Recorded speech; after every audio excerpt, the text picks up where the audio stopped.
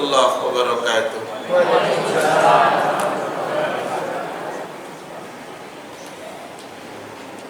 Innal hamdalillah, sesungguhnya segala pujian milik Allah Ta'ala semata. Nahmaduhu wa nasta'inuhu wa nastaghfiruhu wa nastahdihi wa natubu ilaih. Sebagai hambanya kita menyanjungnya, kita meminta pertolongan kepadanya, kita mohon ampunan kepadanya, kita mohon petunjuk kepadanya, serta kepadanya kita bertaubat. Wa na'udzu billahi min syururi anfusina wa sayyiati a'malina. Berlindung kita kepada Allah dari diri yang buruk dan dari segala amal yang buruk pula. May yahdihillahu fala mudhillalah wa may yudlil fala hadiyalah. Barang siapa yang Allah Ta'ala berikan petunjuk, maka tidak ada seorang pun yang dapat menyesatkannya. Dan siapapun yang Allah Ta'ala sesatkan, maka tidak ada seorang pun pula yang dapat menunjukinya. Nashhadu an la ilaha illallah wahdah la syarikalah. Kita bersaksi bahwa tidak ada ilah yang diibadahi dengan benar, melainkan Dia Allah Ta'ala semata. Dia yang esa dan tidak ada sekutu untuknya dengan sesuatu apapun jua. Wa nashhadu anna Muhammadan abduhu wa rasuluhu sallallahu alaihi wasallam wa ala alihi wa ashabihi ajma'in wa man tabi'ahum bi ihsanin ila yaumiddin. Kita bersaksi pula bahwa Nabi Muhammad adalah hambanya Allah dan utusannya Allah. Doa kita semoga rahmat dan keselamatan Allah Ta'ala limpahkan kepada beliau. Rahmat dan keselamatan semoga Allah Ta'ala limpahkan untuk keluarganya beliau. Rahmat dan keselamatan semoga Allah Ta'ala limpahkan untuk para sahabat beliau, ridwanullahi alaihim jami'an. Dan semoga rahmat beserta keselamatan dilimpahkan untuk siapapun yang tetap mengikuti langkah mereka dengan baik sampai kiamat kelak. Ya ayyuhalladzina amanu taqullaha ittaqullaha haqqa tuqatih wa la tamutunna illa wa antum muslimun. Yang artinya, wahai sekalian mukmin, bertakwalah ke Allah dengan sebenar-benar ketakwaan. Janganlah meninggal kecuali sebagai muslim. Para tamu Allah, a'azzani Allah wa iyyakum jami'an. Semoga Allah memberikan izzah, kemuliaan kepada para tamu Allah semuanya yang siang hari ini berada di taman surganya Allah, Raudhatul Jannah, di rumah Allah, Baitur Rahim. Siang hari ini kita akan berbicara tentang menyadari dosa dan kesalahan.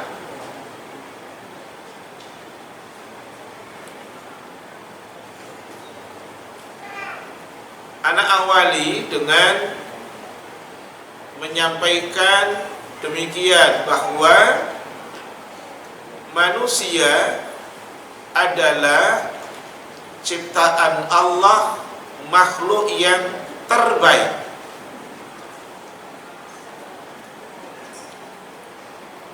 terbaiknya manusia sebagai ciptaan Allah, ada beberapa hal yang mendasari. Yang pertama adalah baik secara ciptaannya, berarti lebih baik daripada makhluk yang lain secara ciptaan. Sekalipun Allah Ta'ala sebutkan dalam Quran surat 66 ayat 6 bahwa ada sosok makhluk yang tidak pernah durhaka, namanya malaikat. Dalam surat 66 ayat 6 tengah menuju akhir, la ya'sunallaha ma amarahum wa yaf'aluna ma yu'marun. Bunyinya demikian. Tetapi sekalipun mereka makhluk yang tidak pernah durhaka kepada Sang Pencipta, dia bukan makhluk yang terbaik. Yang terbaik adalah tetaplah manusia.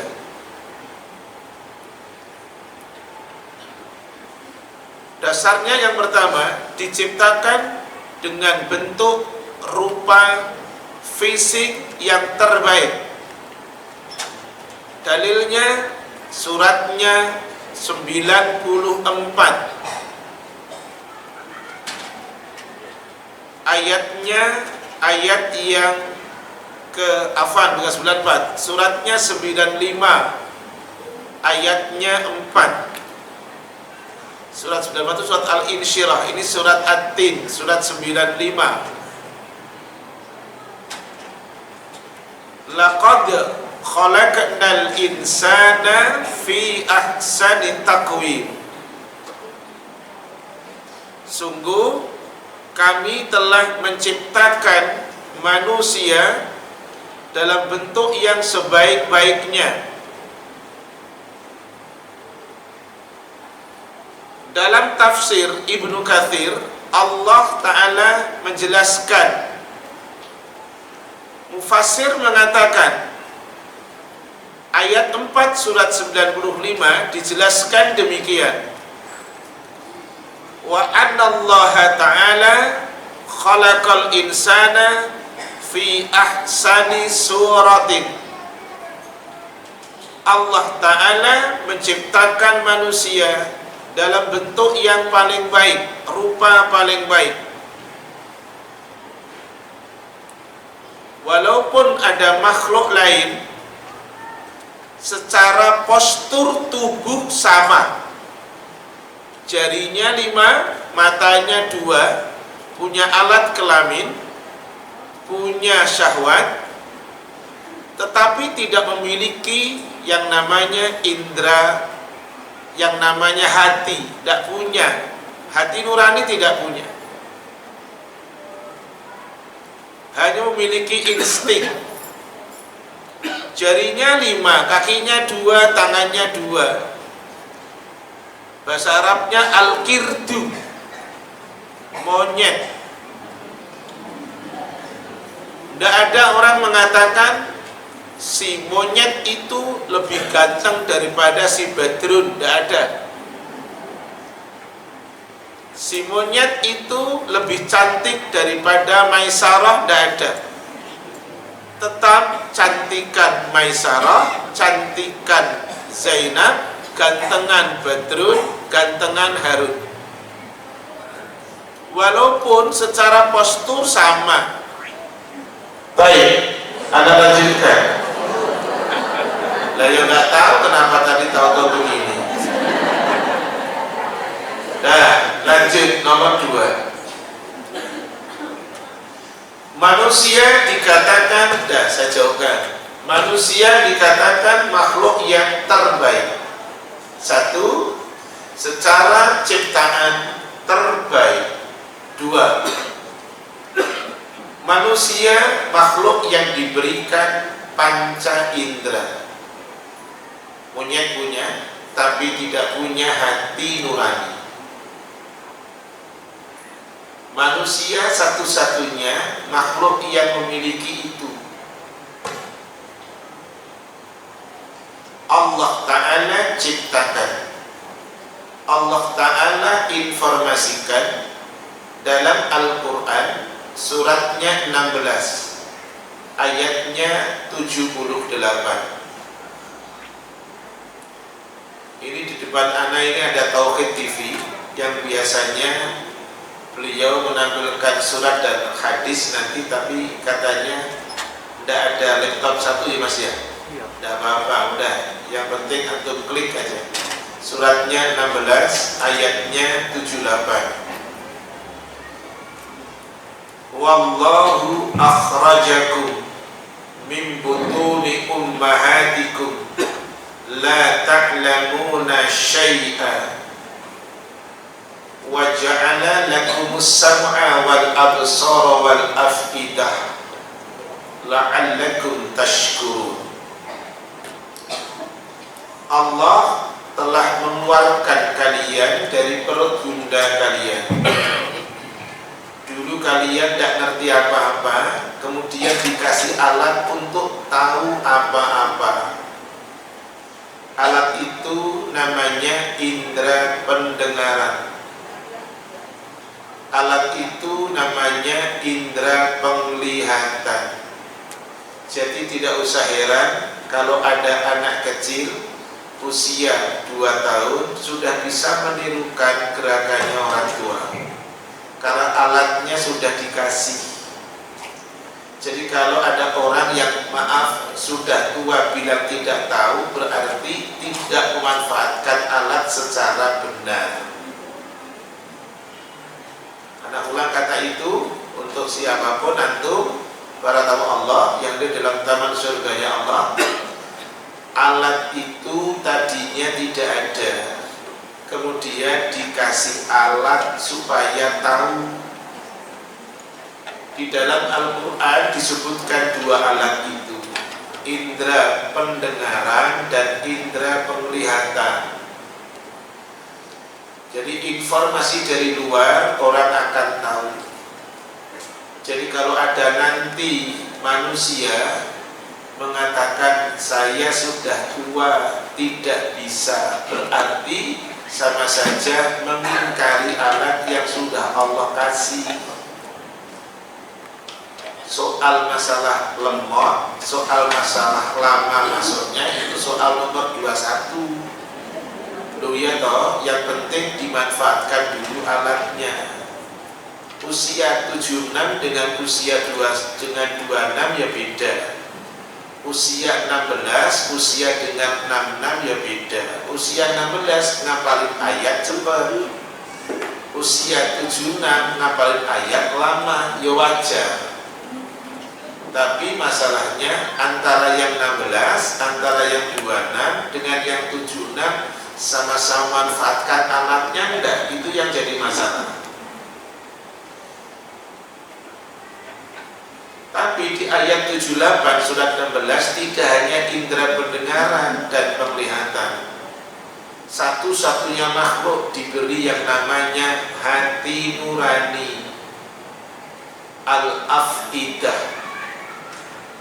bentuk jamak daripada fuad. Apa itu hati nurani? Inilah alat yang sesuai dengan tema yang kita bicarakan. Manusia akan bisa menyadari, tahu ini baik dan tidak, berangkat dari hati nurani.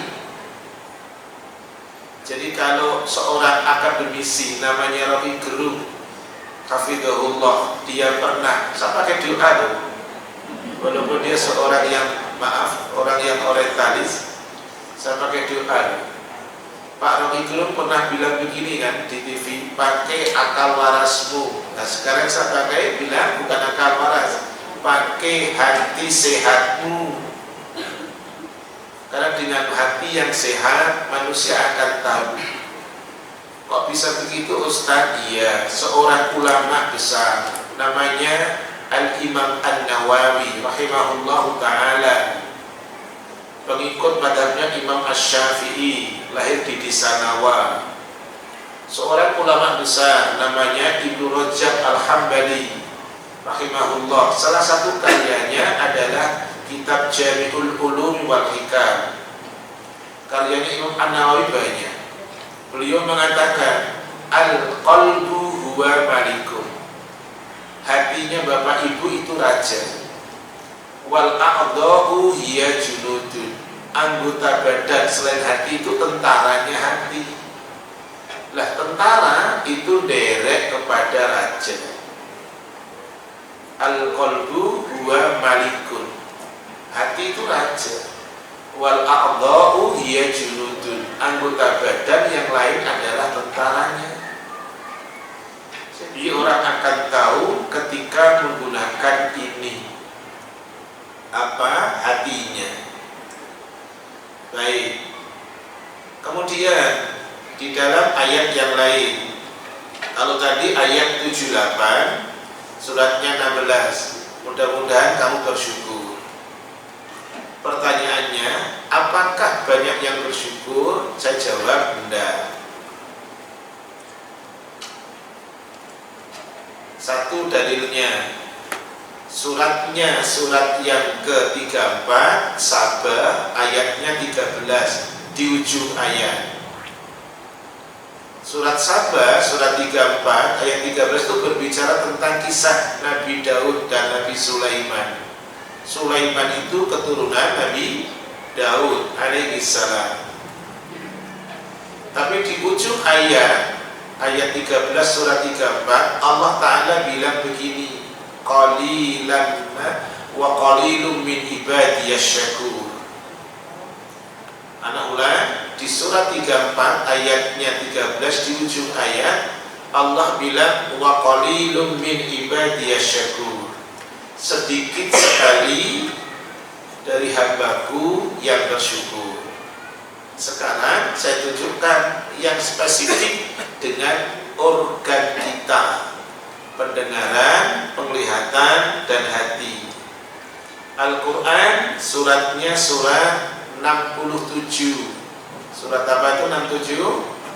Al-Mulk ayatnya 24.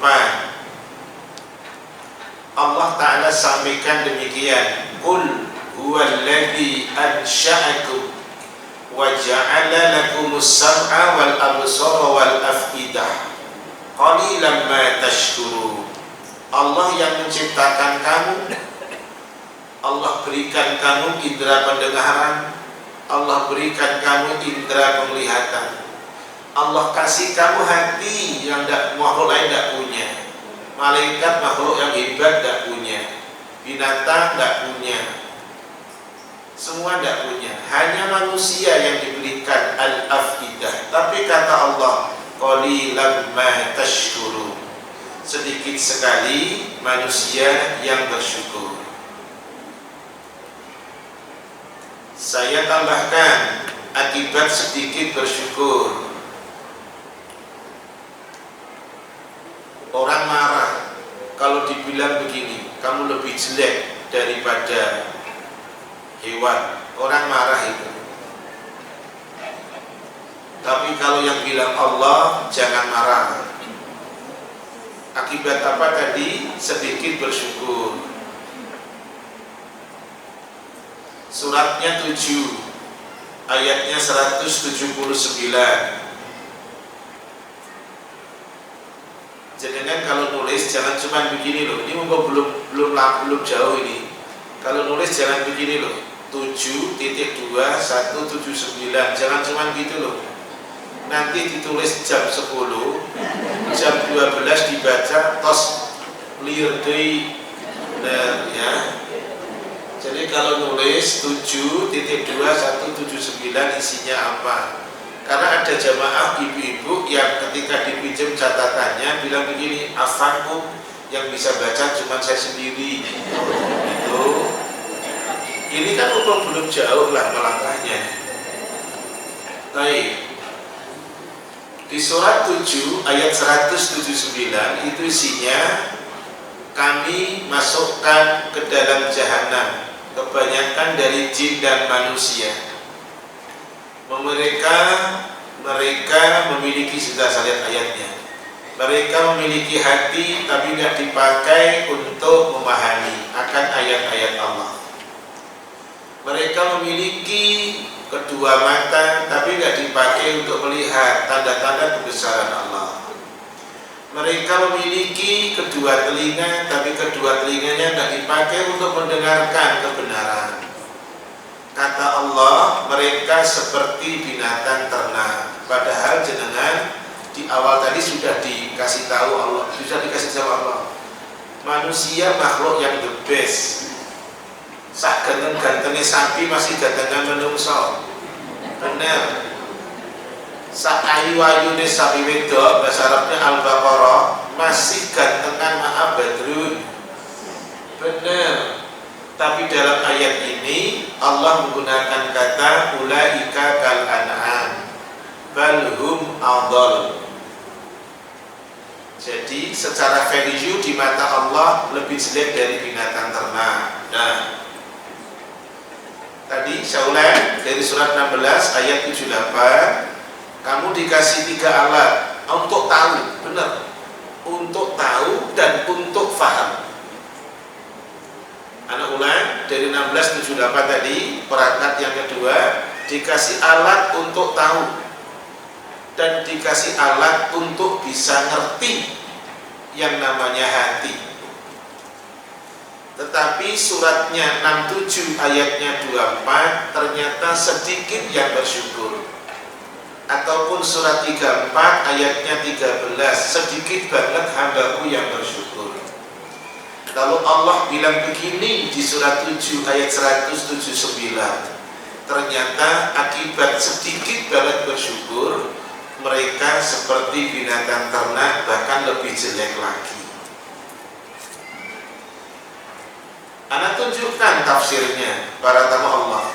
Laisa yantafi'una bi syai'in min hadhihi al-jawari allati ja'alaha Allah sababan lil hidayah. Mufassir mengatakan, kenapa lebih jelek dari binatang ternak? Karena mereka tidak bisa memanfaatkan sedikit pun dari apa yang Allah kasih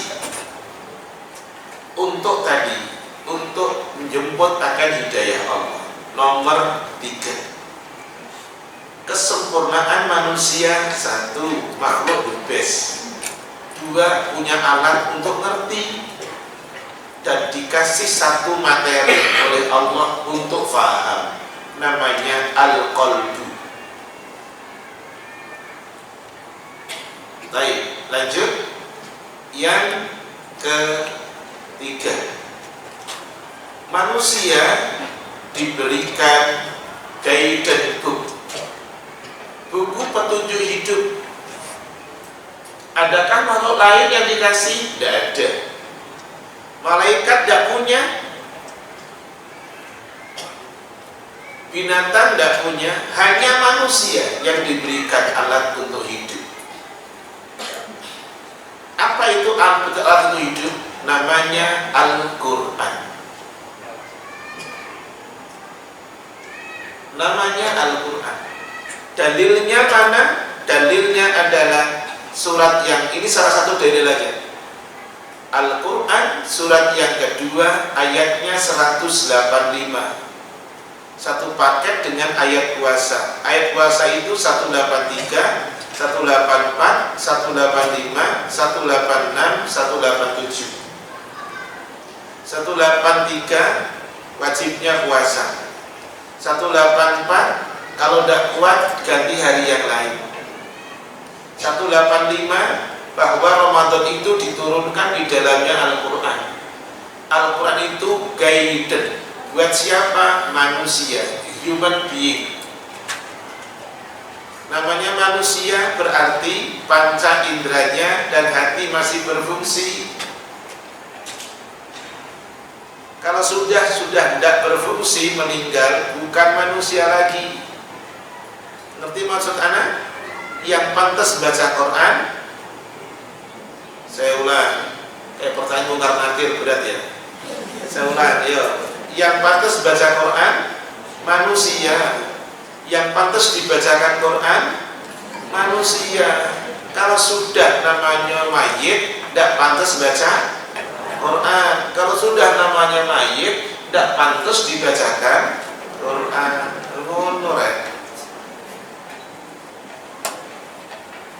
Manusia selama masih jadi manusia, guidance book dipakai. Orang yang tidak waras saja itu dibacakan Quran, namanya ruqyah. Baik, itu baru hadir kan. Jadi nanti kalau dia dipinjam catatannya kasih. Jangan bilang begini, Al-Fakih yang bisa baca catatan cuma anak sendiri, jangan dong. Ini sudah masuk yang ketiga toh kita. 1 surat 95 ayat berapa? 4. Nomor 2 apa tadi?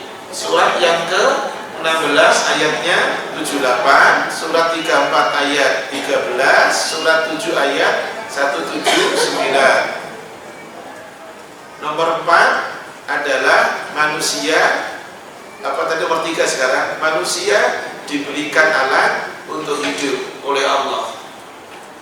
Nomor 4, kesempurnaan manusia.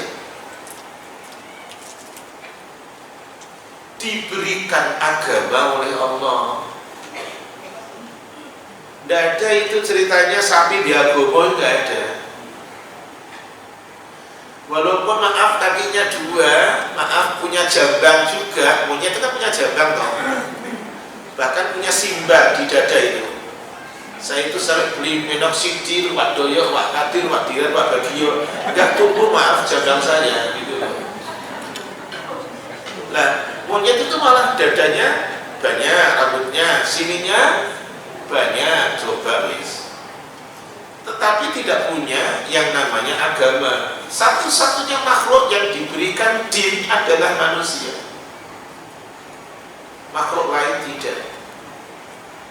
Makanya kalau namanya manusia tidak beragama, itu bahasa Inggrisnya, maaf saya mau pakai bahasa Jawa, karena maaf itu jorok, karena kotor. Bahasa Inggrisnya, orang yang tidak beragama Islam itu stupid. Nah, bahasa Jawa ini yang kasar ada yang bikin putusan khusus turun itu. Kok bisa Ustaz? Kita buktikan pakai dalil. Ngaji di Baitur Rahim, ngaji di Al-Furqan, ngaji di manapun harus pakai dalil. Quran suratnya surat yang kedua Al-Baqarah. Ayatnya 130. Siapa yang benci, atau tinggal pokoknya gini, anak bagian hari ini gak ada yang baca ayat karena tak borong kabeh hari ini. Ya Mas ya, biasanya kan ada yang baca Mas ya. Yuk, surat 2 130. Siapa yang benci, wa may yarghabu an millati Ibrahim illa man safiha nafsah. Saya terjemahkan. Siapa yang benci dengan agama Ibrahim berarti dia stupid, bodoh. Pokoknya yang tidak suka dengan agama Islam apa? Lu ngomong apa? Nah ngomong lo maksud saya. Gak usah malu, gak usah malu. Siapa yang tidak suka dengan agama Ibrahim, bodoh. Yuk 131. Allah perintah kepada Ibrahim, in qala lahu rabbuhu aslim, qala aslamtu. Allah bilang ke Ibrahim, Ibrahim, you aslim. Ibrahim bilang aslamtu. Kata Allah, Ibrahim kamu Islam ya? Siap, saya Islam. Karena perintah Allah mutlak, tidak bisa tidak ditawar-tawar. Nah, ayat 132 sekarang. Apa yang disikapi oleh Ibrahim dengan saya Islam, maka ucapan Ibrahim diwasiatkan untuk generasinya. Ayat 132. Ibrahim berwasiat kepada anaknya, begitu pula Yakub. Siapa Yakub? Cucu Ibrahim alaihissalam, putranya Ishak. Yakub punya 12 buah hati. Baik. Apa kata Ibrahim dan Yakub alaihi wassalam? Kedua hamba Allah tadi mengatakan, nah, Allah telah memilihkan untukmu agama. Tuh ini Yang milih Islam Allah. Jadi kalau antum ngomong ke keluarga, ngomong ke anak-anak, begitu. Nah, yang milih agama untuk kamu itu bukan abi umimu, enggak. Allah. Kalau pilihan abi umimu bisa benar, bisa salah. Semua masih bersifat subjektif. Bisa benar, bisa salah. Tapi kalau itu pilihannya Allah, nah, Allah telah milihkan untuk orang dahulu sebelum kita, nah, Ibrahim, bapaknya para nabi dan rasul. Ibrahim ngomong ke anaknya sama, nah, Allah milih kamu agama, namanya Islam. Kamu jangan mati, nak, kecuali jadi orang Islam. Jadi orang yang pilihan opsinya bukan Islam, stupid. Nah, 133. Karena Ibrahim, Yakub telah mempersiapkan sejak dini hari, jauh-jauh hari untuk buah hatinya. Maka di ayat 133 anaknya ditanya, nah, kalau nanti bapakmu nggak ada, apa yang kamu sembah? Itu isi 133. Adakah di antara kamu yang hadir ketika maut, tanda-tanda maut kedatangan kepada Yakub? Yakub ngomong sama anaknya, keturunannya, nah, nanti kalau babehku nggak ada, siang apa yang kamu sembah? Anaknya sudah di-upgrade dari awal, sudah disiapkan. Maka anak ngomong, Pak, yang kami sembah Tuhanmu, Pak, Tuhan yang satu, Tuhannya nenek moyangmu Ibrahim, Ismail, Ishak, Tuhan yang esa. Kenapa bisa ngomong begitu? Karena dibiasakan dari awal. Antum sangat setuju dengan kalimat ini, ala bisa karena biasa. Udah, kalimat itu tidak usah heran. Dulu putri saya nomor 2, usia 2 tahun, itu bisa menirukan, gerakannya wanita Pasuruan ini. Saya sebutkan namanya. Coba, anaknya Ustadz bisa goyang kayak wong Pasuruan. Kenapa?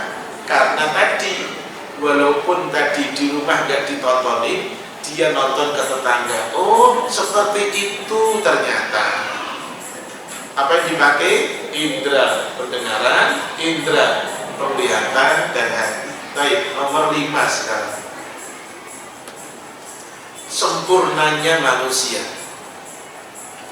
adalah diberikan teladan hidup.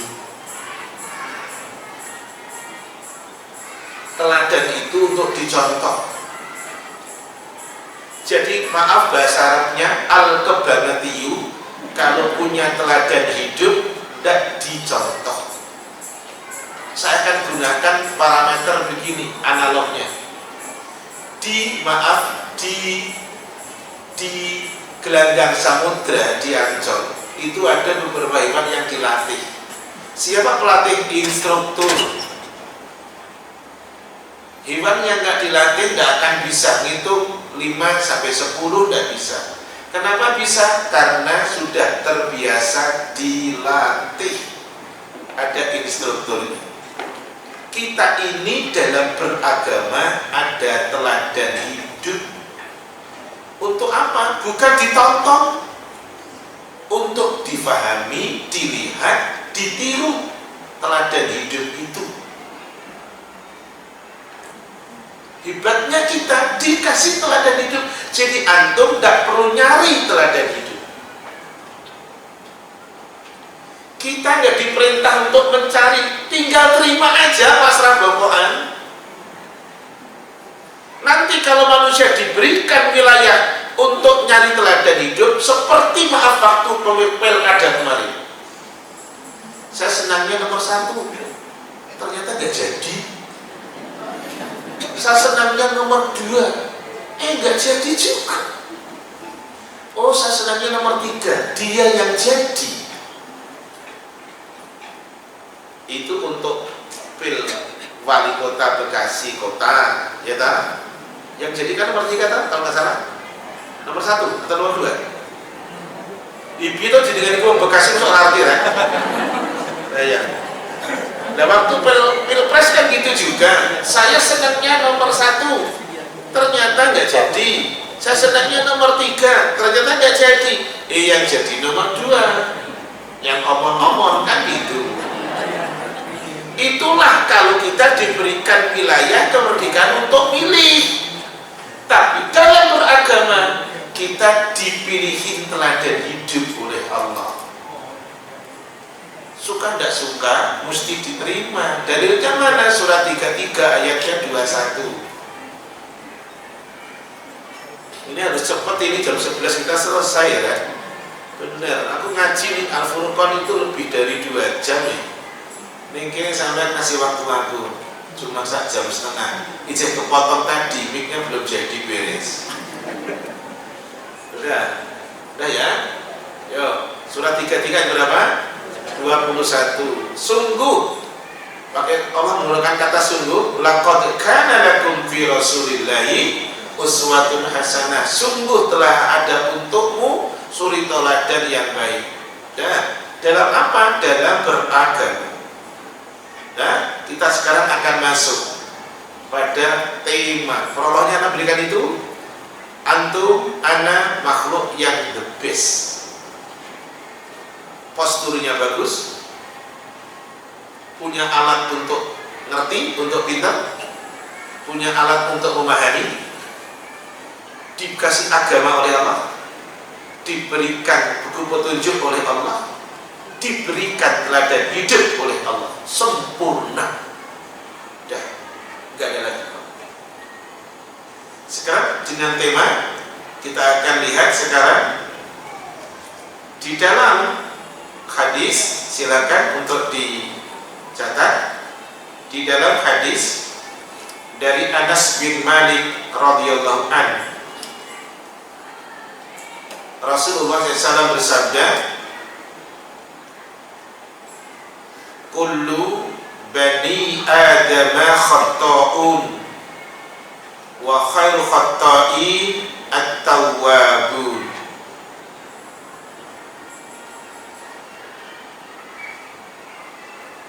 Seluruh anak Adam itu keliru, bisa salah.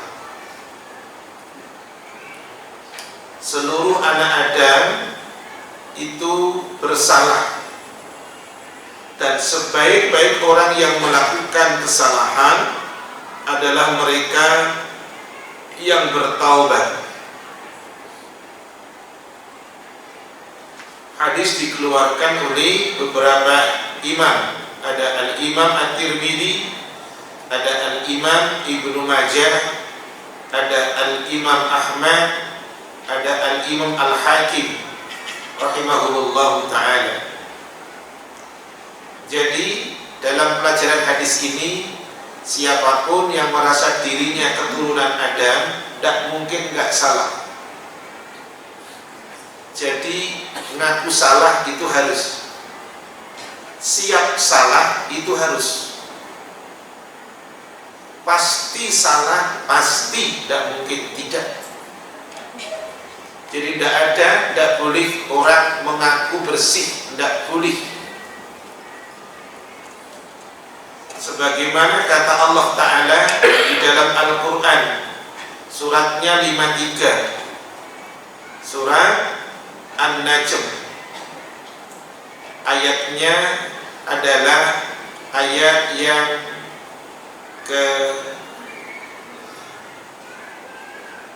ayat 32 di ujung ayat.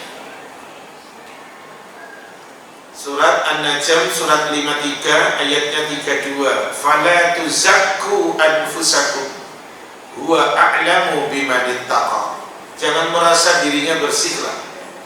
Ini terjemahan orang Demak itu, pakailah, enggak apa-apa lah ya. Enggak, jadi enggak ketemu nanti di terjemahannya gitu. Jangan ngaku bersih lah. Nah, itu orang, itu terjemahan orang Demak itu. Jangan merasa dirinya suci. Allah yang lebih tahu siapa di antara kamu yang paling bertakwa. Kemudian kita akan lihat satu hadis yang lain, antum bisa catat itu, dari Abu Hurairah radhiyallahu anhu. Rasulullah SAW bersabda, "Lau annal ibada lam yudnibu." Seandainya para hamba tidak pernah melakukan dosa, seandainya para hamba tidak pernah melakukan kesalahan dosa, la khalaqallahu khalqan yudnibun. Niscaya Allah akan menciptakan makhluk yang mereka salah, dalam kurung berbuat dosa. Niscaya Allah akan menciptakan makhluk yang mereka adalah melakukan dosa. Summa yaghfiru lahum. Kemudian Allah ampuni makhluk itu. Wa huwal ghafurur rahim. Allah Maha Pengampun lagi Maha Penyayang. Hadis dikeluarkan oleh Al-Imam Al-Hakim rahimahullahu ta'ala. Jadi anak ulang siap salah, ngaku salah, itu harus, tetapi harus menggunakan konsep begini. Maaf, saya gunakan bahasa Jawa, jenenge orang Jawa, sing wis ya wis. Yang sudah ya sudah. Ada lagi bahasa Inggrisnya kalau nggak salah, move on. Kalau nggak salah gitu tuh, ya. Jadi terlena di dalam kesalahan dan dosa tidak boleh. Kenapa? Anak ulang dari awal, manusia diberikan alat oleh Allah untuk memahami salah, bukan sekedar memahami benar. Saya contohkan seorang ulama namanya Hasan Al-Basri. Dia seorang ulama tabi'in, lahir tahun 642 Masehi, meninggal tahun 728 Masehi. Hasan Al-Basri itu ulama generasi kedua Rasul.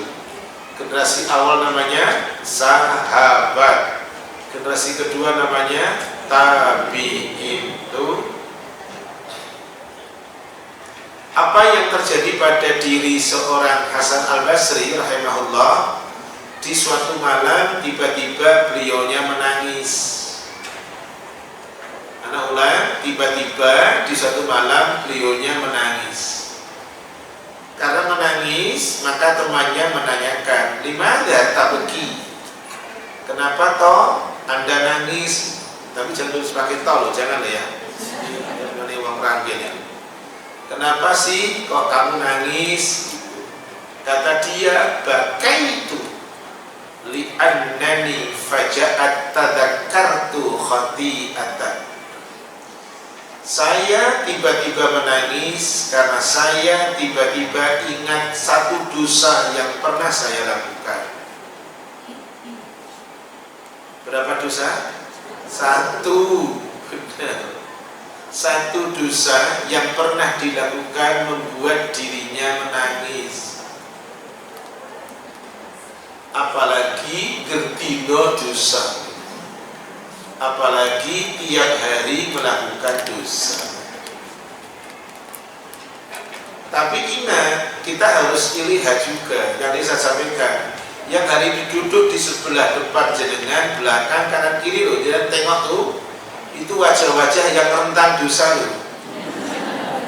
Benar, jenengan duduk sekarang ini loh, termasuk saya ngomong, itu rentan untuk salah gitu. Lah, tadi disampaikan oleh Rasulullah SAW, seandainya manusia tidak salah, maka Allah akan ciptakan makhluk lain. Baik, sekarang mari kita tengok sekarang. Arba'in yang punya, buka. Atau yang punya handphone, buka di Google. Hadis Arba'in nomornya 27. Hadis arba'in nomornya berapa? 27.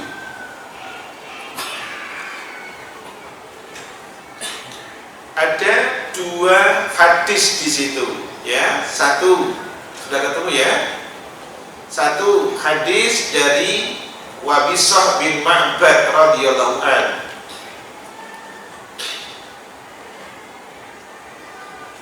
Beliau menanyakan kepada Rasulullah SAW, Rasul, baik itu apa, dosa itu apa? Saya ulang, Wabisah Nawas bin Sam'an nanya, Rasul, baik itu apa, dosa itu apa? Kata Rasul kasih jawaban, dosa baik adalah akhlak yang baik, husnul khuluq. Dosa adalah mahaka fi sadrika, sesuatu yang mengusik dadamu. Bukan dada loh, apa maksudnya? Hati. Jadi bukan sesuatu yang mengusik akal Anda, sesuatu yang mengusik dadamu. Dan dosa adalah sesuatu yang kamu tidak suka kalau orang lain tahu bahwa kamu pelakunya. Makanya seluruh orang yang pendosa ketika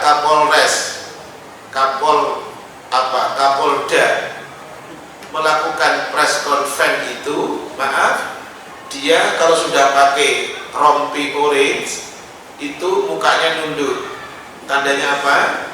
Malu. Berarti ternyata pelaku dosa izin. Ketika press conference KPK, Kapolda macam-macam, dia membelakangi kamera. Kenapa? Tandanya malu.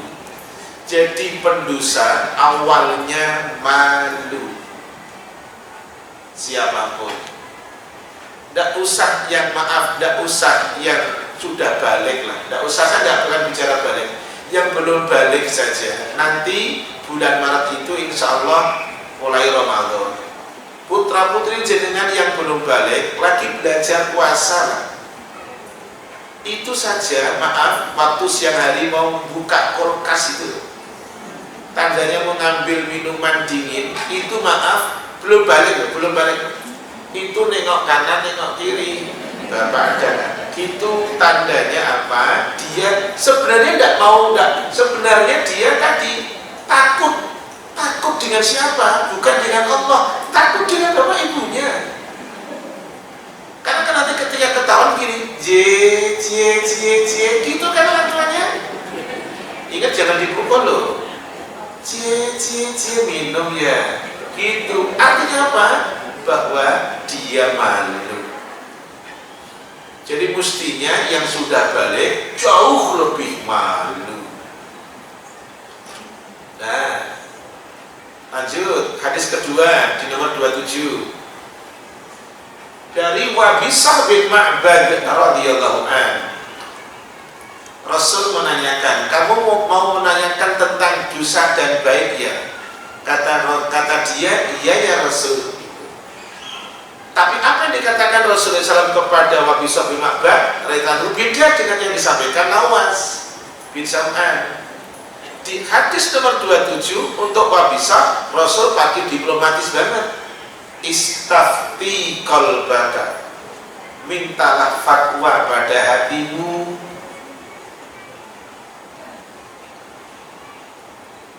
Rasul tidak gini, mintalah fatwa pada akalmu, enggak. Mintalah fatwa pada hatimu, karena hati itu jujur. Hati yang tidak jujur, ingat surat 7 tadi 179, seperti binatang ternak, bahkan lebih jelek. Istafti qalbak. Lanjut kata Rasul, dosa itu, baik itu adalah sesuatu yang menenteramkan hati. Ma'annat ilaihil qalbu. Sesuatu yang menenteramkan hati itu enak. Dan dosa adalah sesuatu yang menggelisahkan jiwa, sekalipun orang lain ngasih fatwa kepada kamu bahwa itu boleh. Baik. Kemudian ada orang yang walaupun punya hati, dia senantiasa melakukan dosa. Kenapa? Karena hatinya sudah banyak bintik hitamnya. Semakin sedikit bintik hitamnya, maka semakin mudah untuk melakukan pembersihan. Saya bacakan satu hadis. Hadis ini adalah dari Abu Hurairah radhiyallahu anhu. Hadis dikeluarkan oleh Al-Imam At-Tirmidzi, Ibnu Majah dan Al-Imam Ahmad.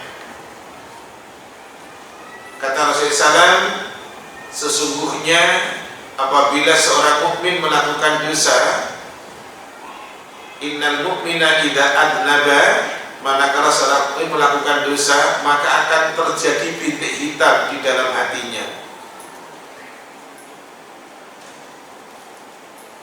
Jika dia bertobat dan melepaskan dosanya tersebut serta beristighfar, maka hatinya akan dicaangkan oleh Allah.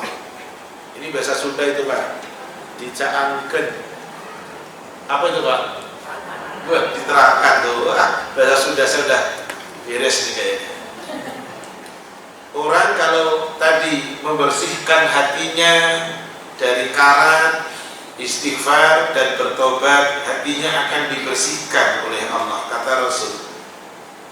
Namun jika dia tambah melakukan dosa, maka bintik-bintik hitamnya itu akan menutupi seluruh hatinya.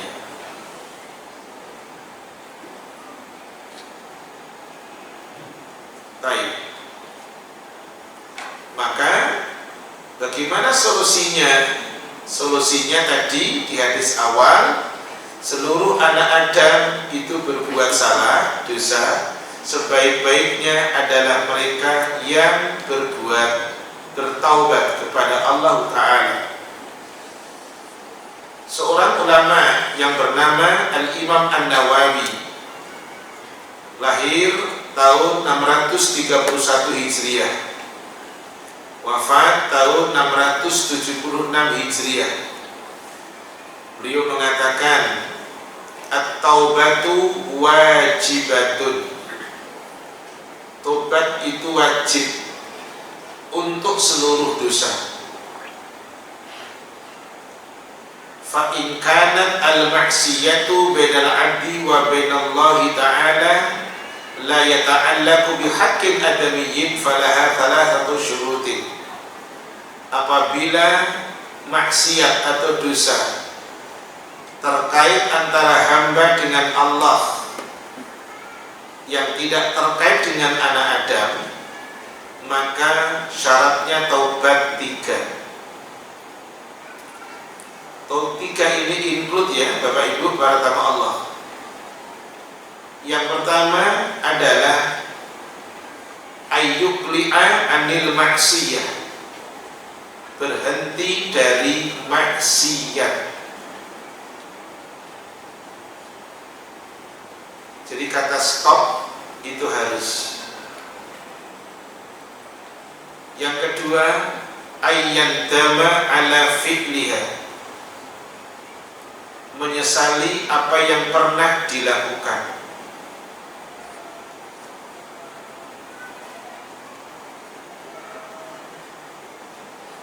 Kemudian yang ketiga, ayyazima alla ya'uda ilaiha abada, berteguh hati untuk tidak mengulangi dosa itu sampai kapanpun.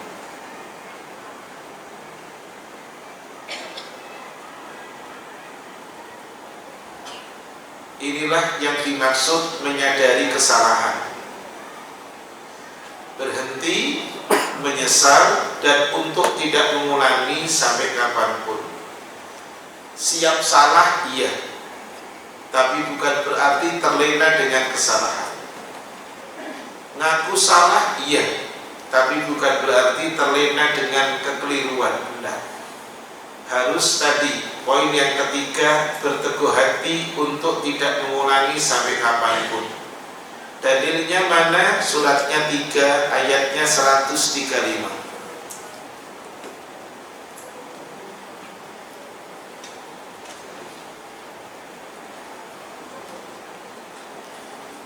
Suratnya berapa?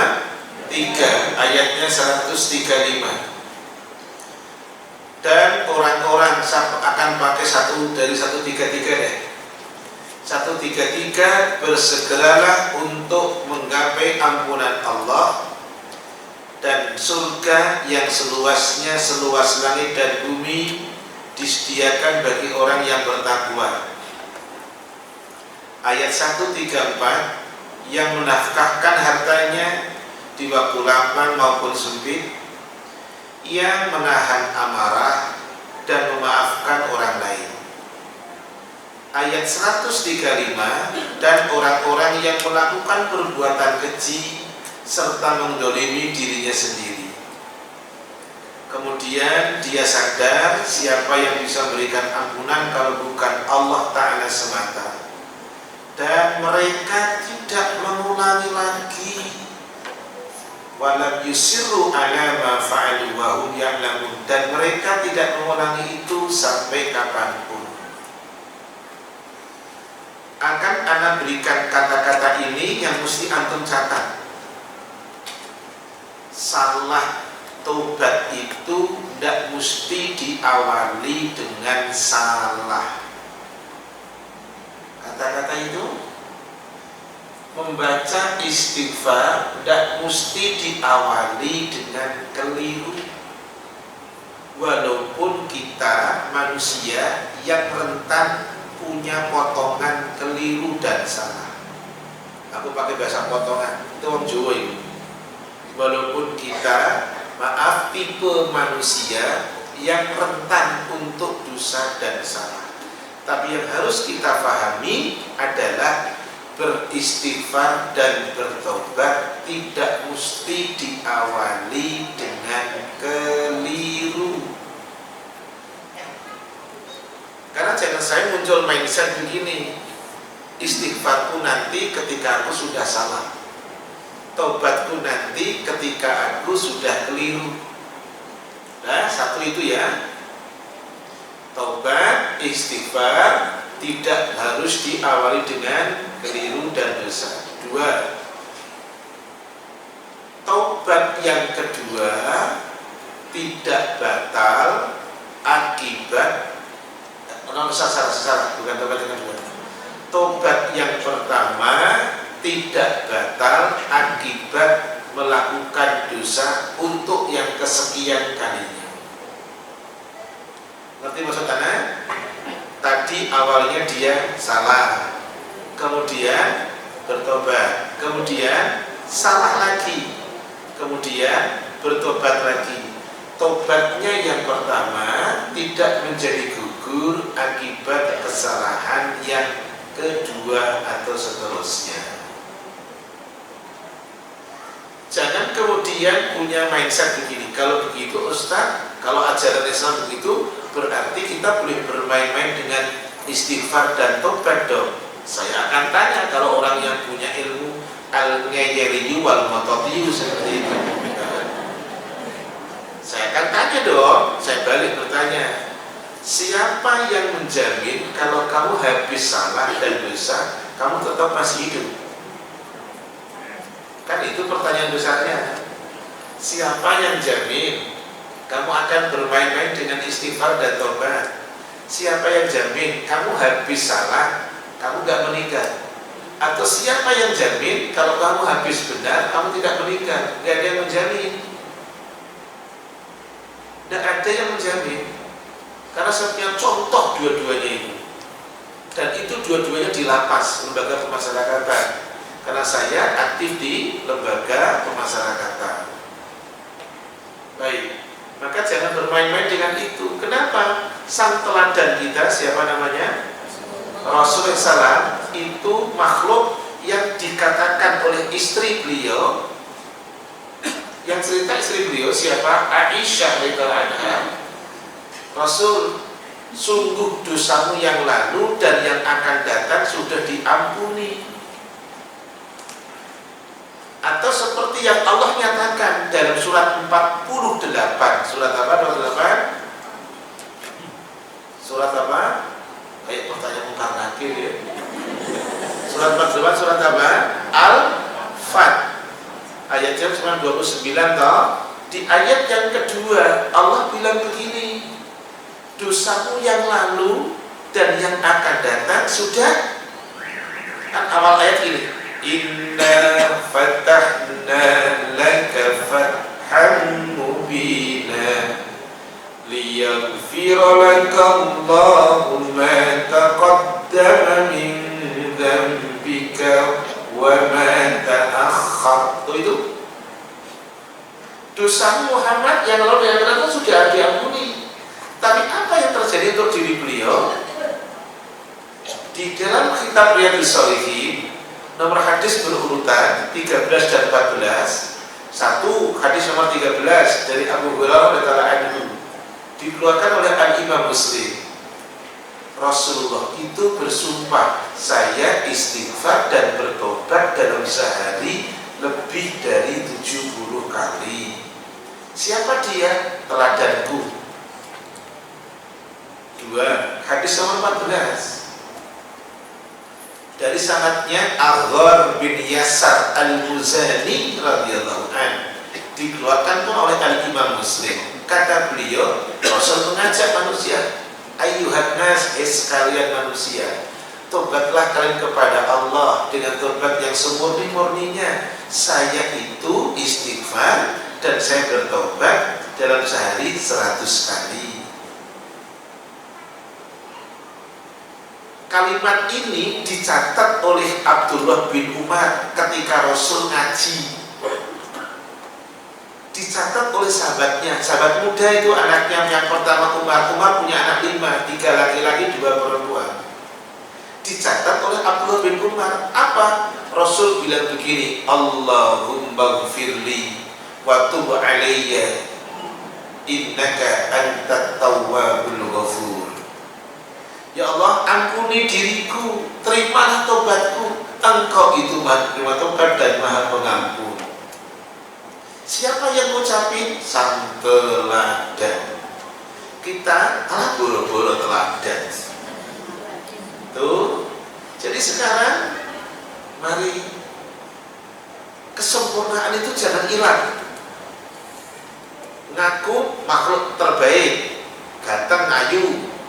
Ngaku punya panca indera dan hati. 3, ngaku dikasih agama. 4, ngaku punya petunjuk hidup. 5, punya teladan hidup. Wah, sudah apa lagi? Lanjut. Fa in kanat al-maksiyatu tata'allaqu bi ayatin fasyurutuha arba'atun. Jika dosa terkait dengan hak anak Adam, syaratnya tobat 4, bukan 3. 4. Yang pertama tadi, berhenti, stop. 2, menyesal yang pernah dikerjakan. Wis pokoknya gini jenengan konsepnya, pokoknya gini nih. Yang hari ini berada di rumah Allah Baitur Rahim ini toh, sing jenggoten, sing enggak, sing jambangan, sing tidak, yang cadaran, yang tidak, itu rentan untuk salah. Tetapi yang tidak boleh terlena dengan kesalahan. Ayo ngaku salah, tapi ayo move on. Siap salah harus, tapi ayo at-taghyir, berubah. Hak anak Adam tobatnya 4. 1, berhenti. 2, nyesel. 3, tidak akan ulangi lagi. Tapi ada yang keempat ini, selesaikan dengan yang bersangkutan. Ayyabro'a ala sahib berlepas diri dari orang yang pernah kita lakukan tidak baik.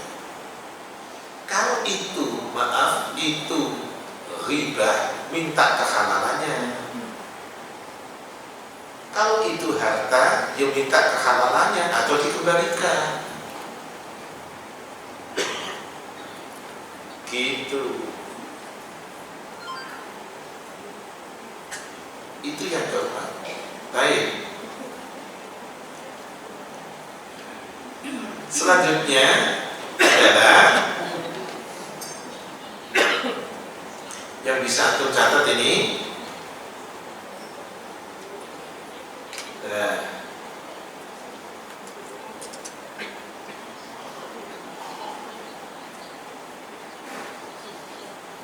Ada perbuatan dosa. Nah ini sekarang nih. Ada perbuatan dosa, tapi oleh si pelakunya tidak dianggap dosa. Ada kira-kira? Ada. Ini udah mulai berani jawab ini. Saya tanya balik nih. Kaum bapak gak ada yang jawab masalahnya. Saya tanya. Ada perilaku dosa, tapi oleh si pelaku, kita harus mikirnya tidak diberi lampu nih. Ayo, ada pelaku dosa, tapi tidak menyadari kalau itu dosa. Kira-kira apa?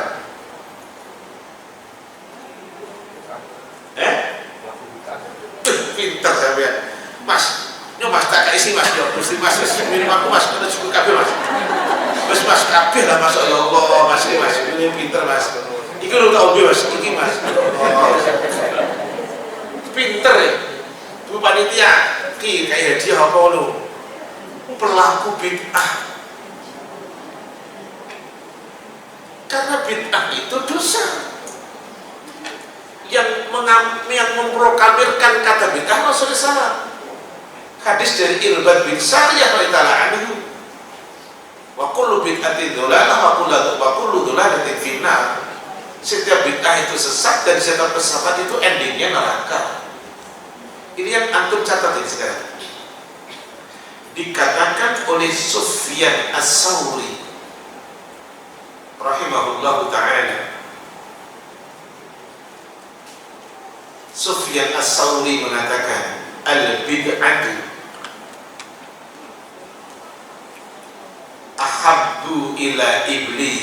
ahabba ila iblis minal maksiyati. Al-maksiyatu yutabu minha wal bid'atu la yutabu minha. Sufyan As-Sawri mengatakan bid'ah itu lebih disukai iblis dibanding dengan maksiat. Kenapa? Karena orang melakukan maksiat dia tahu kalau itu maksiat. Maling tidak boleh. Dia tahu. Walaupun dilakukan. Saya kemarin tuh ngisi di satu masjid, nggak saya sebutkan namanya lah. Ya saya nggak tahu. Ya ini bukan untuk jenengan semuanya ada ya. Saya ceritanya habis beli sendal, ya lumayan lah, uang hampir 300. Wah, ya. Tak bawa lah ngisi ke masjid subuh-subuh. Ceritane. No, subuh-subuh. Walaupun masjid itu ada CCTV-nya banyak. Ternyata saya selesai subuhan dari Sabtu tuh saya nyari. Mau saya nyari apa? Sendal. Ini kira ya untuk godok-godoknya. Hilang. Terus saya dikasih sendal sama pengurus. Pak, jangan dah, aku minta yang sandal jepit aja lah, nggak usah. Gitu. Situ sandal jenengan juga larang kayaknya. Udah pakai sandal jepit baik. Di hati itu juga untuk gede-gedenya gitu. Laporanlah sama saya, sama istri, sama anak. Mbak, sandal Abi hilang gitu. Hilang. Tadi dibilangi jangan bawa yang bagus-bagus. Gitu. Tapi juga kata-katanya harus kita kikis lah Pak. Gitu Pak. Karena biar tidak ada identik begini. Kalau ke masjid jangan bawa sendal bagus, kan jangan gitu Pak. Wih, nanti orang image-nya, oh masjid itu agak semaling kan ya Pak. Jangan lah. Yo, salah. Bid'ah bid'ah lebih disukai iblis dibanding dengan maksiat. Lanjut, karena pelaku maksiat lebih mudah untuk bertobat, sedangkan pelaku bid'ah sulit untuk bertaubat. Itu jawaban. Bid'ah lebih disukai oleh iblis dibandingkan dengan maksiat, karena pelaku maksiat lebih mudah untuk bertobat, kata Sufyan Ats-Tsauri, sedangkan pelaku bid'ah sulit untuk bertaubat. Kenapa sulit untuk bertaubat? Ada konsepnya ini. Jangan buka di dalam surat 35 ayatnya. Silakan, ayat 8 di surat 35 Fatir.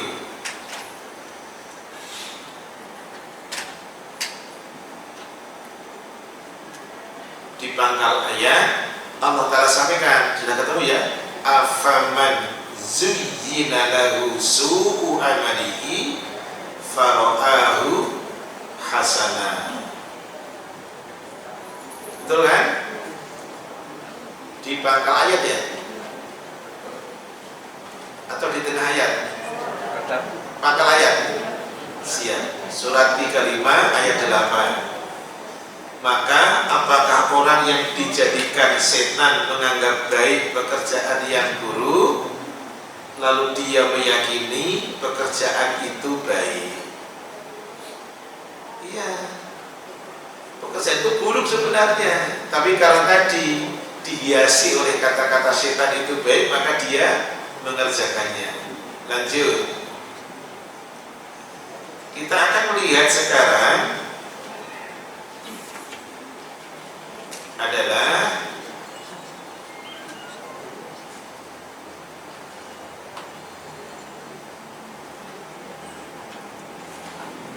baik, ya silakan dicatat ini. Dikatakan oleh Ibnu Mas'ud radhiyallahu anhu, siapa dia? Sahabat Rasul, lahir tahun 594 Masehi, meninggal tahun 650 Masehi. Ibnu Mas'ud mengatakan demikian. Ini antara mukmin dengan yang tidak mukmin. Ini ya yang dikatakan Ibnu Mas'ud radhiyallahu anhu. Innal mu'mina yara dhunubahu ka'annahu qa'idun tahta jabalin yakhafu an yaqa'a alayhi. Mukmin memandang dosanya seolah-olah seorang mukmin memandang maksiatnya, dosanya seolah-olah seperti duduk di bawah gunung. Dia khawatir gunung itu akan meruntuhi akan runtuh atau akan menjatuhinya, itu apa bahasa Indonesia sih ngambil apa? Akan menimpanya. Nah, itulah betul bahasa Indonesia sih apiknya ya. Seorang mukmin memandang dosa yang dikerjakannya seolah-olah dia duduk di bawah gunung, ayyakhafa, dia takut gunung itu akan menimpanya. Wis pokoke terjemahno sing apik lah. Angel terjemahkan sing apik iki yo angel ya. Terus wa innal fajira yara dhunubahu kadhubabin marra ala anfi. Pelaku dosa, dalam kurung bukan mukmin, pelaku dosa memandang dosanya seperti lalat yang lewat di depan hidungnya. Apa salahnya sikapnya? Jenengan ada lalat tuh nemplok di makanan, kemudian lewat di depan kita, apa itu kan? Gitu aja, nganggep remeh. Mukmin itu yang melakukan dosa seperti seseorang yang duduk di bawah gunung, dia takut gunung itu akan meruntuhnya. Tapi pelaku dosa, dia memandang dosanya seperti lalat yang lewat depan hidungnya. Lanjut sekarang, yang catat, saya minta tolong lebih dikit 11 ya, bukti nilai ya. Masdar, ini temanya sekarang, subtema masdar jami'i anwa'id dzunub salah satu asya. Sumber segala macam dosa ada 3. Sumber segala macam dosa ada 3.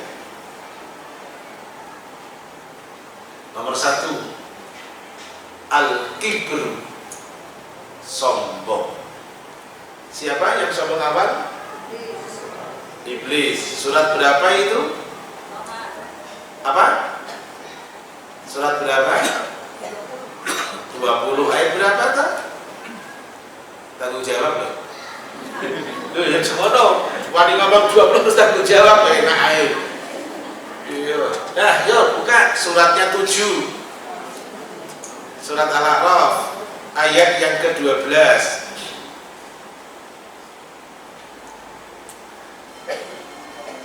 Ayat yang ke-12. Ini salah satu ayat. Allah nanya sama iblis, apa yang menghalangi dirimu tidak mau sujud kepada Adam ketika aku perintah kepada dirimu? Kata iblis, saya lebih baik dari dia.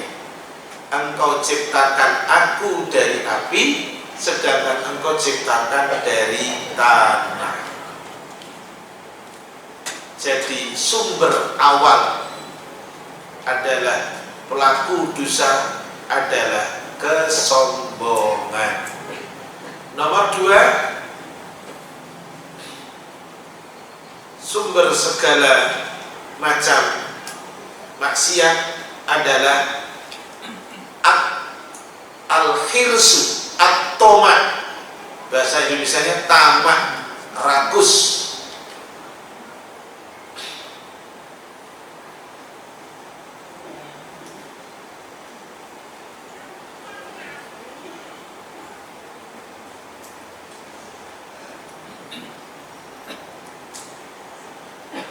Ini disampaikan Rasul SAW. Wih, ngeri ini. Dan nyatanya bener ini. Maka kalau sampai bilang nggak tahu itu ya al-kebangetiyuh lah bahasa Arabnya, bener. Dulu kemarin yang viral kan gitu kan, patok laut sampai 31, berapa kilometer tuh. Maka dibilang nggak tahu kan aneh Bapak. Nah, ini sekarang hadisnya tamak. Kata Rasulullah SAW yang tulis dari Ka'ab bin Malik radhiyallahu anhu. Kata Rasulullah SAW, "Ma bi'bani ja'i'ani ursila fi ghanami bi afsadalaha min hirsil mar'i 'alal mal wasyaraf li dini." Kata Rasul, 2 serigala yang lapar, 2 serigala yang lapar yang dilepas di tengah kumpulan kambing. 2 serigala yang lapar yang dilepas di tengah kumpulan kambing tidak lebih merusak dibandingkan dengan sifat tamak manusia terhadap harta dan kedudukan. Karena ulang, 2 serigala yang lapar yang dilepas di sekumpulan kambing tidak lebih merusak daripada manusia tadi, daripada sifat tamak manusia terhadap 1 harta, kedudukan yang dapat merusak agamanya. Itu hadis dikeluarkan oleh Al-Imam At-Tirmidzi. Nomor 3, sumbernya dosa adalah al-hasadu, dengki. Siapa yang dengki? Pertama dengki siapa?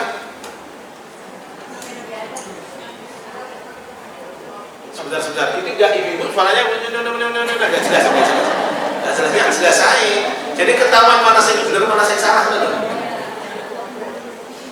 Siapa yang dengki? Qabil ke Habil? Yang dibunuh siapa? Habil. Ayo, aku sampai tepuk tangan ini. Siapa yang dibunuh? Habil. Yang bunuh siapa? Oh, Nure.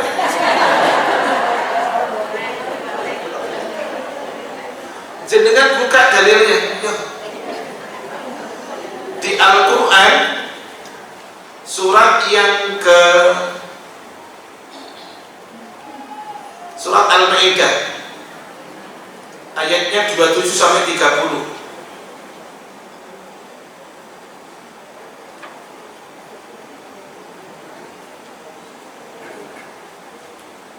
Sudah? Ini dalil untuk antum. Yang dibunuh siapa? Habil. Yang bunuh siapa? Qabil. Kenapa dia bunuh? Karena dengki, iri. Korban Habil kok diterima, kok korban kunda tak pateni gue. Gitu. Jadi sikap dosa itu bisa berangkat satu karena sombong, dua karena tamak, yang kedua karena dengki. Baik. Tiga karena dengki. Iya. Lali aku lagi. Terus sekarang pokok bahasa selanjutnya, optimis sekalipun pernah salah dan dosa. Membangun optimis sekalipun pernah keliru, pernah dosa dan salah. Dalilnya 1 suratnya 39 ayatnya 53.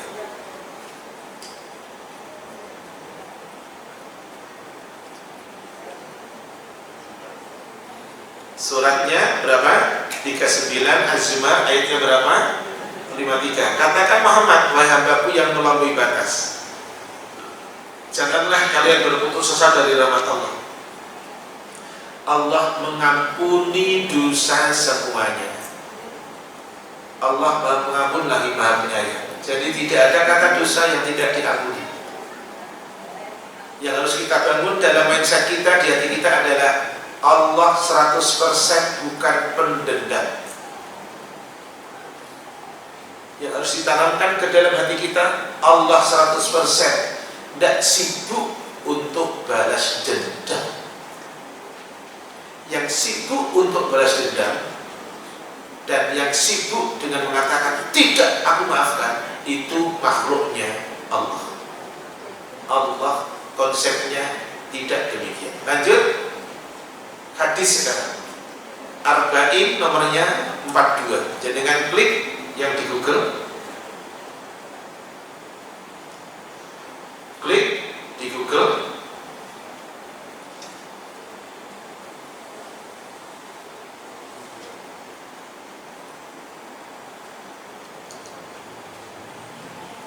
klik di Google. Dari Anas bin Malik radhiyallahu anhu, Rasulullah SAW bersabda, Allah Ta'ala berfirman.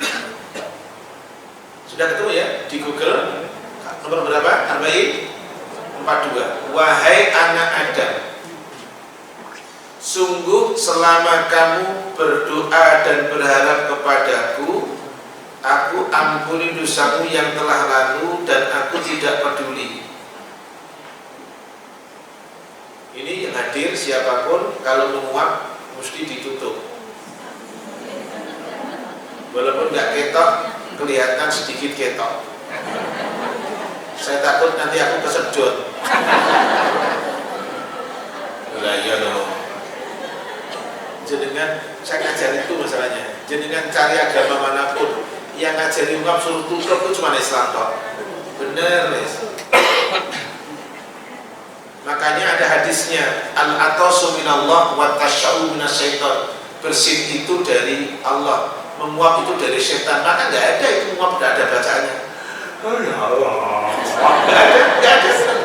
nggak ada bacaan ya Allah, nggak ada. Benar guys. Kita aja bikin-bikin.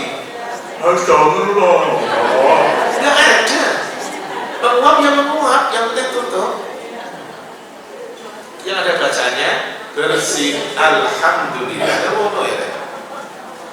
Loh ini kumpul ketemu, tak ingetin. Yo, 2. Jadi tadi konsepnya apa? Allah, aku tidak peduli.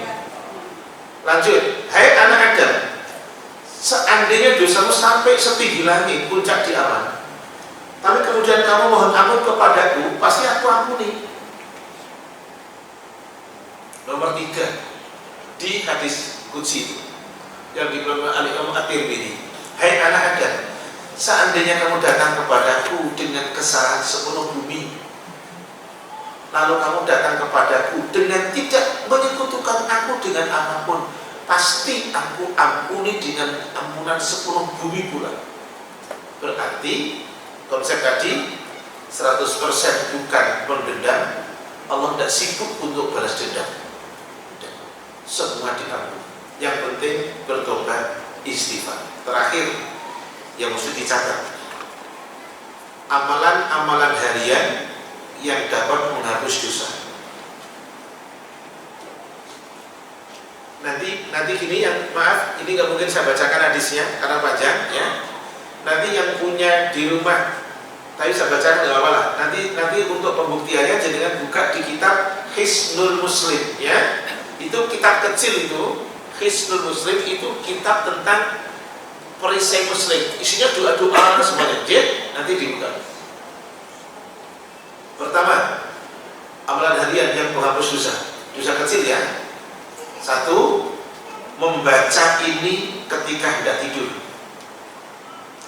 La ilaha illallah wahdahu la syarika lah, lahul mulku wa lahul hamdu wa huwa ala kulli syai'in qadir, wa la haula wa la quwwata illa billah, subhanallah walhamdulillah wa la ilaha illallah wallahu akbar. Dah. Membaca itu mau tidur, mau sare, pulang, apapun, lalu kata orang apa tuh, lah diampuni dosanya. Dah. Baca tadi. Kemudian yang kedua, ketika terbangun di malam hari. Jadi bukan bangun pagi hari loh ya. Jenengan tidur, tahu-tahu malam hari apa? Bangun. Nah, baca ini. La ilaha illallah wahdahu la syarika lah, lahul mulku wa lahul hamdu wa ala kulli syai'in qadir. Alhamdulillah wa subhanallah wa la ilaha illallah wallahu akbar wa la haula wa la quwwata illa billah. Semuanya isinya tauhid. Baca itu ketika bangun tidur. Beda ketika bangun, ketika itu namanya bahasa Jawanya melilir masalahnya. Ya, bangun malam tuh loh, tahu-tahu tidur lagi tuh. Yang melilir kan orang Jawa bilang, lah baca itu. Kecuali bangun ketika sudah maaf menjelang subuh, lah jenengan baca alhamdulillahilladzi ahyana ba'dama amatana wa ilaihi nusyur. Maka baca ini jangan dipakai yang ini bangun tidurku terus, jangan. Ini lagunya lagu menyesatkan itu. Jadi gak heran kalau putra putri jenengan habis bangun tidur terus, udah bangun tidur baca itu, habis tidur langsung cuci tangan berapa? 3 kali. Habis itu yang bisa baca Quran, baca 10 ayat terakhir surat apa? Ali Imran. Bangun tidur terus mandi, jangan. Baca ketika bangun di malam hari. 3, banyak langkah kaki ke masjid. Amalan hari-hari menghapus dosa kecil. 4, sempurnakan wudhu. Kata nyempurnakan wudhu berarti sekalipun kondisinya dingin, panas, jadikan wudhunya sempurna.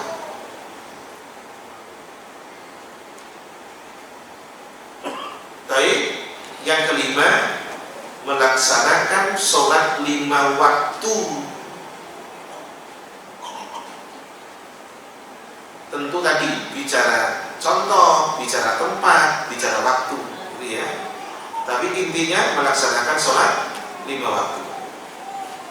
6, membaca zikir setelah sholat fardu. Ingat ya, Istighfar 3 kali. Astagfirullah, astagfirullah, astagfirullah. Allahumma anta salam minka salam tabaraka ya dzal wal ikram. Terus la ilaha illallah wahdahu la syarika lah, lahul mulku wa hamdu wa ala kulli syai'in qadir. Allahumma la mani lima a'taita dan seterusnya. Pokoknya itu ya. Baik. Zikir sesudah salat fardu. Ketujuh, amalan yang bisa menghapus dosa adalah mencari nafkah untuk keluarga dengan cara yang halal. Mencari nafkah untuk menghidupi keluarga dengan cara yang halal.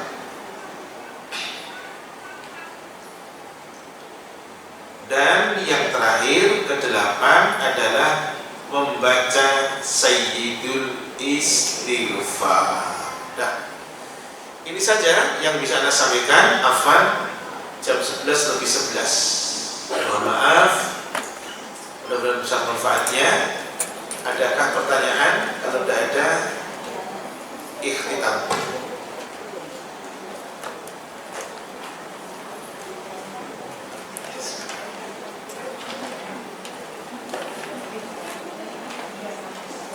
Ada pertanyaan ini, Sutra? C. Batul suwat, Pak. C. Dari Ibu, pertanyaan yang pertama. Bismillah, bagaimana kalau orang pernah didolimi, baik harta atau kehormatan, tidak diketahui alamatnya? Baik, bagus sekali. Umahat yang bertanya, bagaimana kalau orang yang pernah didolimi sudah dan kehormatannya tidak tahu alamatnya? Tetap istighfar, mohon ampun kepada Allah. 2, kalau berupa harta, sedekahkan untuk atas namanya. Mohon ampun tetap kepada Allah. Kemudian adalah tadi berdoa, mendoakan dia, dan kalau berupa harta sedekahkan atas namanya. Baik. Assalamualaikum warahmatullahi wabarakatuh. Waalaikumsalam warahmatullahi wabarakatuh. Izin bertanya Ustaz, apakah berbohong demi kebaikan itu juga merupakan dosa? Dan apakah harus bertaubat dan beristighfar? Terima kasih. Saya akan tunjukkan salah satu ungkapan yang disampaikan oleh Al-Imam Ibnu Rajab Al-Hambali dalam kitab beliau. Lalu perhatikan Jami'ul Hikam. Aslun nifaki al-kidbu, hukum dasar atau sikap awalnya watak dasar munafik adalah kebohongan. Jadi bohong apapun tidak boleh kecuali terpaksa. Sesuatu yang terpaksa menjadi boleh, awalnya tidak boleh. Mana bapakmu wakong ini, gitu kan? Ada di rumah, tapi dia bohong karena takut nanti dikanglengi. Bohong. Yang tidak boleh begini, Mas, nanti kalau ada orang Tasik yang tukang mindrin, tukang kredit datang ke rumah bilang mama nggak ada ya, siap. Nah itu namanya tidak boleh, utang ditunda-tunda. Nah, hukum awal tetap tidak boleh. Assalamualaikum warahmatullahi wabarakatuh. Waalaikumsalam warahmatullahi wabarakatuh. Ustaz, jika tersisa waktu setengah jam sebelum sholat subuh, lebih utama ibadah apa yang kita lakukan? Sholat, zikir, berdoa, atau gabungan semuanya? Tersisa waktu setengah jam sebelum sholat subuh. Setengah jam itu lama. Masih bisa untuk witir, masih bisa untuk tahajud, masih bisa dipakai untuk tilawah, semuanya masih bisa. Tahajud bisa, witir bisa, baca Quran bisa, gitu ya. Baik. Selanjutnya adalah Bismillah, izin bertanya Ustaz, bagaimana cara bayar fidyah bagi ibu hamil dan menyusui? Apakah diberikan langsung 3 hari di akhir Ramadan? Boleh dibayarkan di akhir Ramadan, boleh dibayarkan di awal Ramadan. Dua-duanya boleh, tidak terlarang. termasuk orang yang mengganti puasa adalah boleh dengan cara al-mutaba'ah di urutan, boleh juga tidak berurutan. Puasa 6 hari di bulan Syawal boleh berurutan, boleh tidak berurutan. Demikian, wallahu ta'ala a'lam. Subhanaka Allahumma bihamdik, asyhadu an la ilaha illa anta, astaghfiruka wa atubu ilaik. Assalamualaikum warahmatullahi